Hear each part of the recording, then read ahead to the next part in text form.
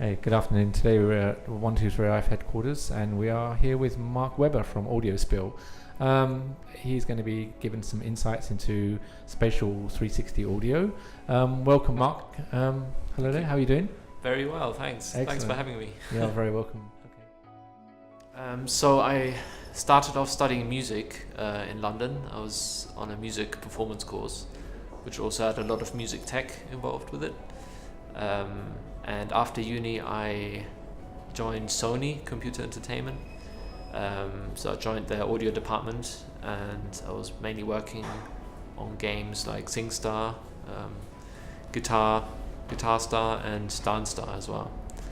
And yeah, that kind of got me. I was there for 3 years, and during that time, I kind of slowly got more interested in sound in general, sound effects and stuff like that, sound design.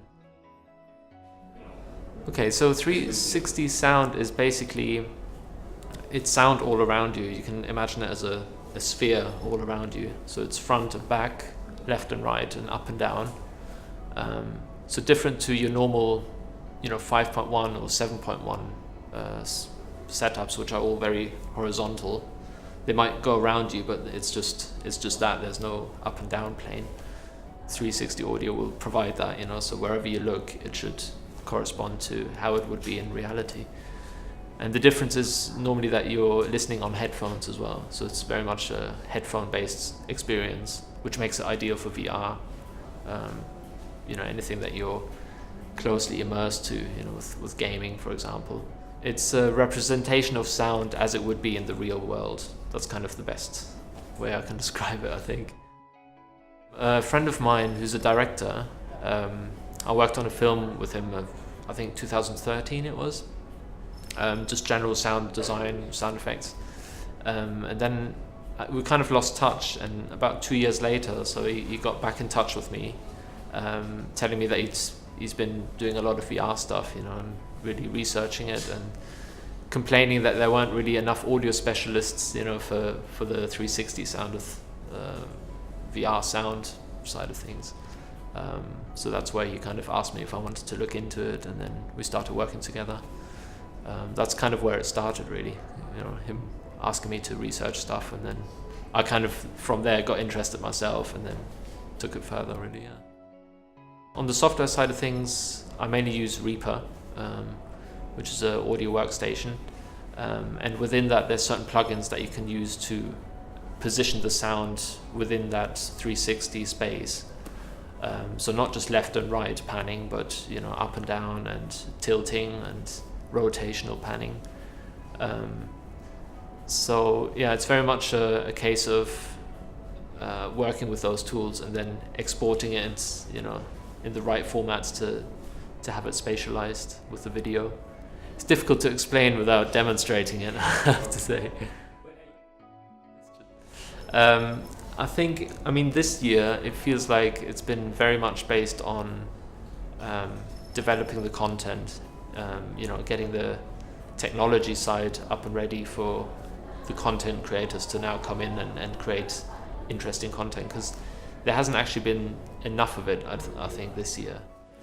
So I'm hoping that this year will be more we'll see more creative content being developed, and I think content is the key word, really. That's how to push forward any new technology. If it's interesting content, then the technology will be able to support that.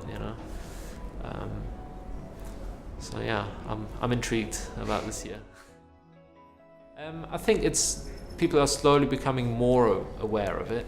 I think there's still certain people that have no idea about it, which is fine, because there hasn't actually been that much content out there for them to experience it. But spatial audio, I think its role is really to support and immerse the viewer, and I think it definitely adds another layer of immersion. If you have a stereo audio track for the 360 video side by side to a spatial audio, I think people then will notice the difference, even if they're not audio specialists. So it's something that people might not be consciously aware of, but I think it would really help for to sell the package as a whole, kind of thing. A lot of research, that's for sure. I think we're all in the same boat at this point. There's no real structured guidelines, very few anyway. So it's a case of, I think, getting the tools and just start creating content. Experimenting, seeing what you can do really to get ideas and be involved in forums. Talk to other audio specialists. YouTube is a great resource. Yeah, absolutely. YouTube is probably one of the best actually. And Facebook as well. There's loads of Facebook groups that specialize in VR actually. I've signed up to loads, and people post their content there or their test projects, which you can download and have a look at, and that's a great way to learn as well. So,